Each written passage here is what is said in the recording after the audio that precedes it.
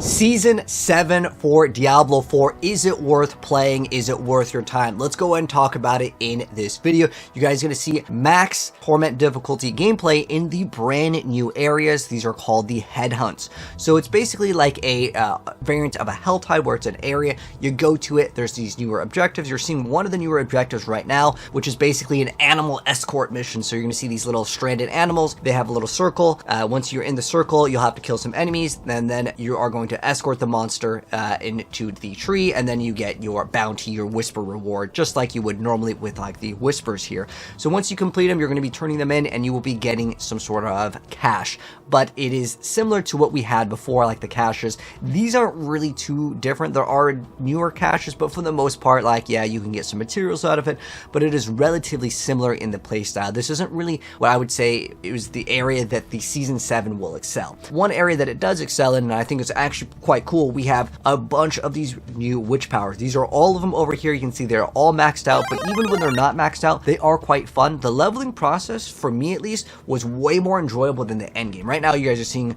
Torment 4 in the new area. This is our new content, but the thing is that the area is relatively weak when you compare it to the pit, so there will be some bosses. Once you have like your build good enough, you will just slap some of the things and it'll just basically get eliminated instantly. I'll show you guys some of the brand new dungeons, which do have the new bosses, but the thing that makes this season fun is specifically the new powers. You get to select 5 like regular powers, and then you also get to select 1 legendary power, which is going to be a lot more powerful, or it's supposed to kind of affect gameplay more. But to be honest, a lot of these smaller ones were actually quite good. However, there are ones that they definitely need to look at, and I'll give you guys an example. So this is a maxed out power because you can upgrade them. So the smaller powers start off at level 1 and they go to level 20. The legendary ones start off at level 1 and go to level 5. This is a maxed out shield one. Over here you can see my character has the shield, and this max rank World Tier 4 giving me 100 damage reduction, like just 100 like as barrier is laughable. So like I've been giving them some feedback on some of the things like the life on hit, you know, life per 5 seconds. These numbers are in completely different ballparks. We're looking at like Diablo 2 numbers in a Diablo 3 game. That's the best way I can put it, is that like we need thousands and thousands of barrier. If you want people to equip this number, it's almost in another game. Like 100 damage absorption when towards the end game when you're like Paragon, you know, a couple hundred, yeah, you need at least like minimum 5,000 for anyone to even like, you know, think, okay, this as max rank is good. Oh, by the way, we're opening up our reward, and I want to show you guys the drop rate. This is actually something that's tied into the season. I want to give them some feedback. The greater ancestral drop rate, I don't know if it's not implemented correctly, but it still feels like it's just not there. So if you want people to have their time valued, because I remember Colin was talking about it during the campfire live stream, they said we want to value your time. I did not feel that my time was valued when I was trying to farm for ancestrals. The best way to farm for these is still probably go to a third-party trade website with dupes and bugs. That's the way it looks like right now, and I'm really hoping that they can make it so the best way to get the items is to simply play the game. Maybe you can have a certain scroll or something that upgrades a regular item into an ancestral, because the drop rate is simply too low for a lot of the casual player base. And I'm not even just talking about like 1 GA. I'm not even asking for triple GAs like on every single drop, but just a little bit more I think will be a lot better for the player base. But yeah, also looking at some of these, they don't scale very well, and I wrote this in my notes because I'm going to give you guys like, you know, 4 out of 10, 10 out of 10, whatever. I'm going to give you guys some like number scores so you guys can understand, you know, what it's looking like. But as far as this goes, I did like the powers. It's just some of them, they did not scale properly. I mean, obviously it's a PTR. I get it. It's for testing, but like there's no way you could say max rank 100 damage, like, you know, in barrier form is good in the end game, right? It's just completely different numbers. Now there's also new gems. This season, actually, it looks like it's one of the best seasons, but it still feels like there's not enough content. But the new legendary gems, a lot of these are kind of just like numbers. It's a numbers game. So like, okay, we get some 3 extra sockets for these occult gems. These can only be in jewelry, by the way. You can't put these in like your other pieces of gear, but pretty much it just gives you other number stats, but it'll have like, some sort of X condition. So it's like when you have like, you know, if you have 3 or more of these certain powers, because the powers are sorted into like hexes and different like, they have different tags. Like for example, this one over here, it's psych.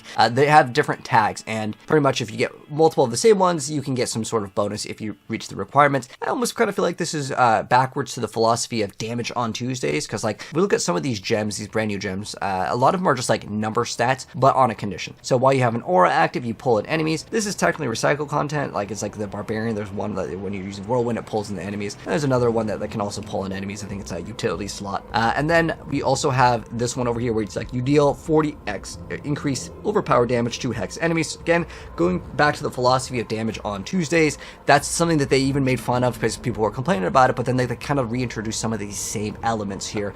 As far as this goes, the gems, they are just a number increase. They're not too crazy in terms of like what they can do for your build. I look at like a Diablo season as in, I want some crazy things. I want to be able to select a secondary class. I want some crazier things, like it'd be really cool to be able to equip items from another class or utilize something that really engages the player's like brain activity. And this actually did a little bit of it because they all had these certain tags. You can see there's like this little purple, there's a little poison, and there's like the little like a blue like a deer or something like that for the icon. So they do kind of have a little bit of play with it, but since a lot of these are just like number increases, with the exception of like the legendary power being a little bit more interesting, like the tornado can suck in the enemies. You could have like this rose, that's what we're playing right now, that can actually do poison damage, so it actually tags certain things. That's a little bit more interesting. I do like that a lot more than the gems. So the gems, again, it's just kind of like a numbers sort of a game, but there's also another thing that I really like, which is the armory that players have been asking for a really long time. I don't know how buggy it is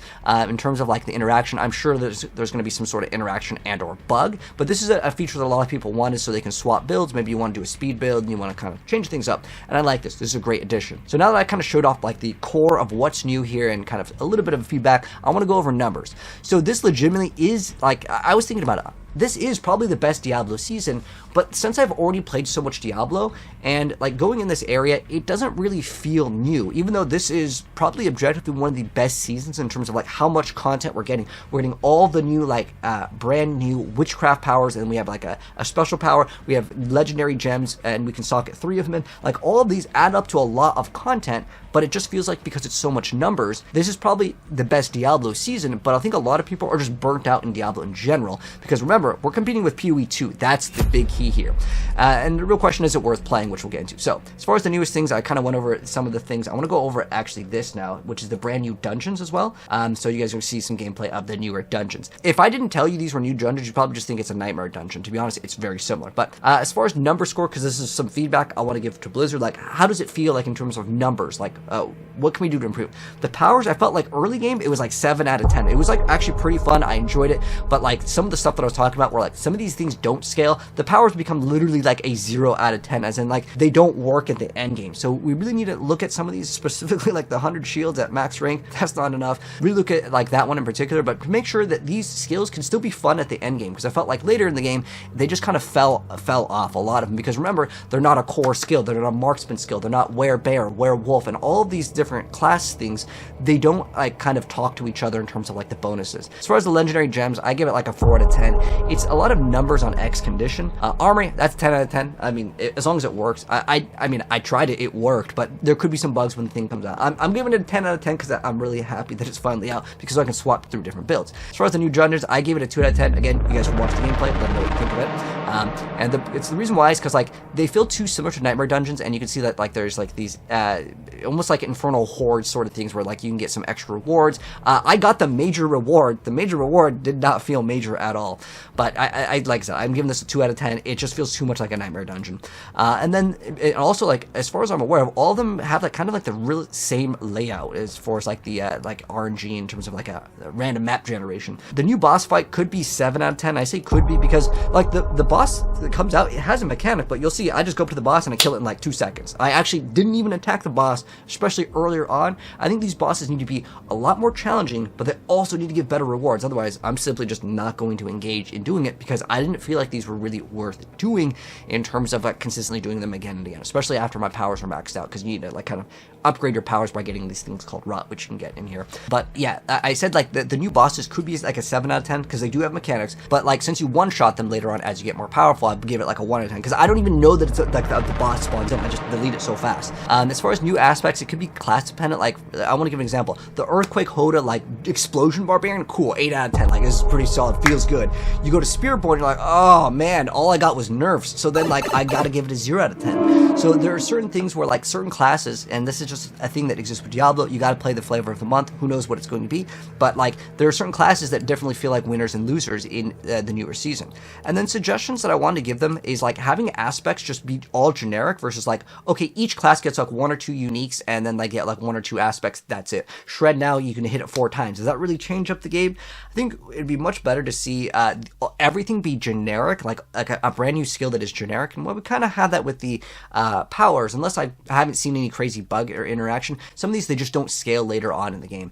But overall, there's just mostly buffs to everything, so most classes will feel a little bit better, but it doesn't really add more endgame content, which is the main thing that I want to go over. So as far as like, did I have fun? Because it's a video game, I want to have fun. Leveling to 4, it's about 4-ish hours. Remember, we had no seasonal XP buff. It took about 4 hours to max level, and then that was like the fun area where I get to try all these new skills and stuff. And then I would say after that, like your first hour, getting all the powers, you don't really get the legendary gems earlier on, by the way, but that's fine.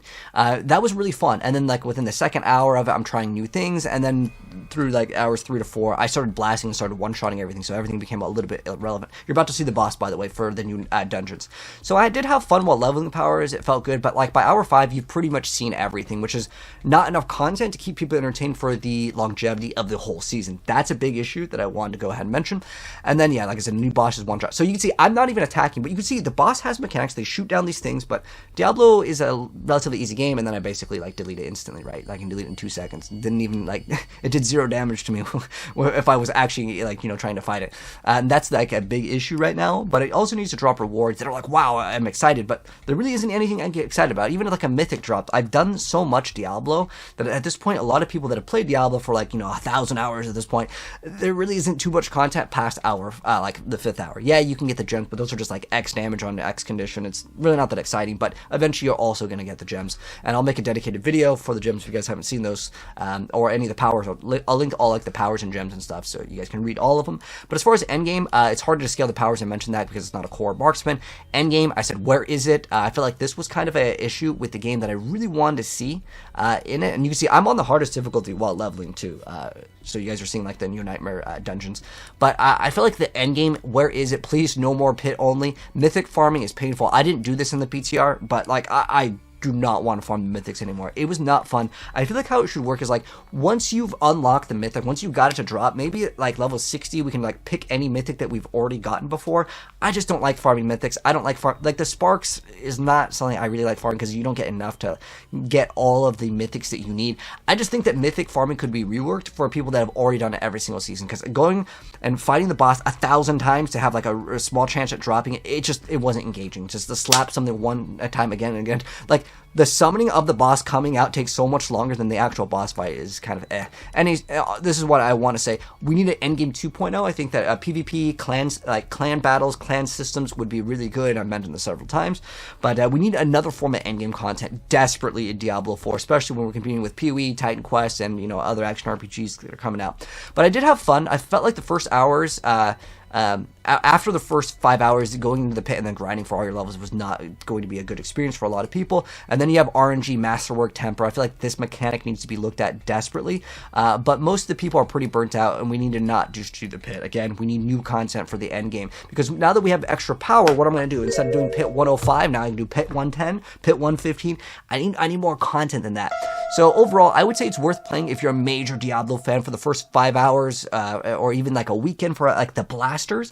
But if you're in the more casual side of things, but like, you know, you can play Diablo, maybe you got to at least Paragon 200 in the current season, it's okay for like 1 to 2 weeks, but I think people will drop off. I don't think people can be entertained for the entirety of the season unless you add some sort of clan support, some proper leaderboards, and then also some clan battles, PvP, some more interesting forms of endgame content. Like I said, casuals will probably move on because after you test the powers, you can go up in the pit tiers, but That's how I feel of it. We just really need a new endgame. And that's what I really want to stress with the current state of Diablo 4 with Season 7, and kind of answer the question, is it worth playing for you?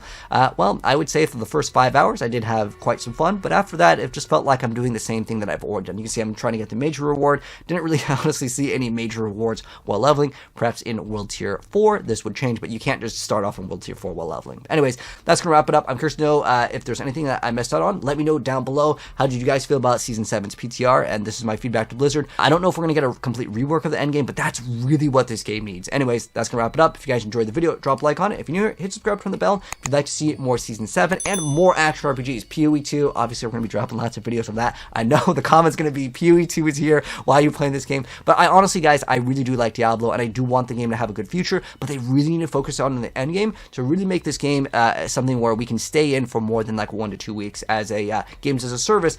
We need to be more engaged with the game and throughout its life cycle, and I think that that's something that hopefully will come maybe with the next expansion or maybe in Season 8. But I don't think they can just add new forms of endgame content right now. Like it's coming out too soon. Anyways, that's my thoughts. Let me know yours, and I will catch you on the next video. And check the pin for more videos.